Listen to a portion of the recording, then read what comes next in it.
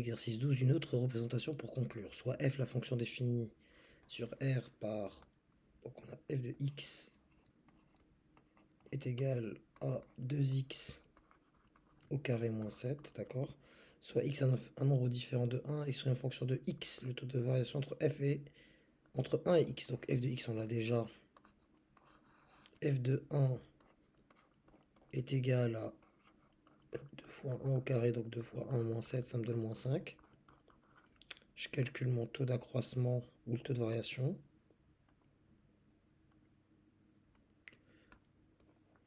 F de x moins f de 1 pour x différent de 1 bien entendu.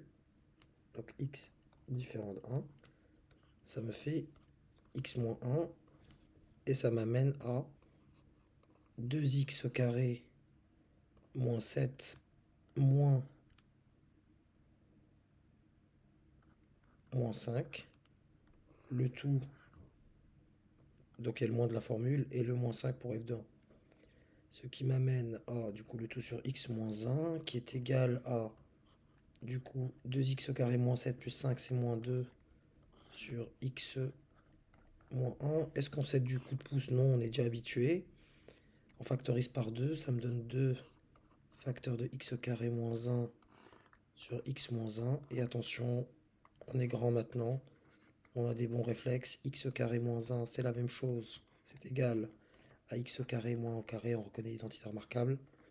X moins 1 facteur de x plus 1. Ainsi, mon taux de variation devient 2 facteur de x moins 1 facteur de x plus 1. Le tout sur x moins 1. Je supprime le facteur commun. Il me reste donc 2 facteurs de x plus 1. Autrement dit, 2x plus 2. Voilà. Et lorsqu'on rapproche du coup x, on le rapproche de 1 pour prouver f' de 1. Donc cette fois-ci, c'est pas h qui tend vers 0, mais plutôt x qui va se rapprocher du nombre en question. Il n'y a pas de souci pour l'expression, on a bien 2 fois 1 plus 2. Donc ça, c'est pour la question f' de 1.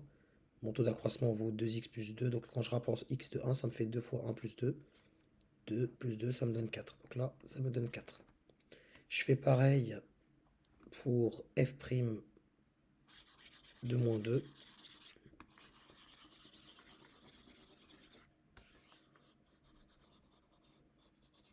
Cette fois-ci, mon x sera différent de moins 2.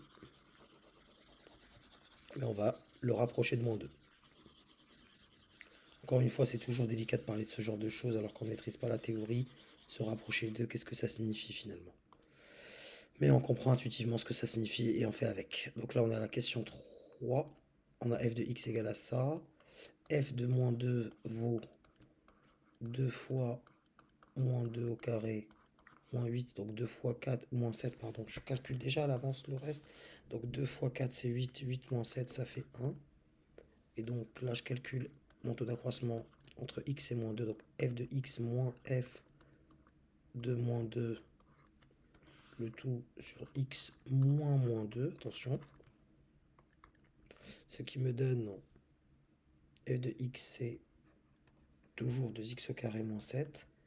Le moins de ma formule. Et là, je retire 1 sur x plus 2. Ça m'amène à 2x au carré moins 8 sur x plus 2. Et là, on enchaîne de la même façon que tout à l'heure. Ça fait 2 facteurs de x au carré moins 4 sur x plus 2. On reconnaît une identité remarquable de troisième. X au carré moins 4 est égal à x au carré moins 2 au carré. J'applique mon identité remarquable. Ça me donne x plus 2 facteur de x moins 2, soit mon taux de variation qui va devenir 2 facteur de x plus 2 facteur de x moins 2, le tout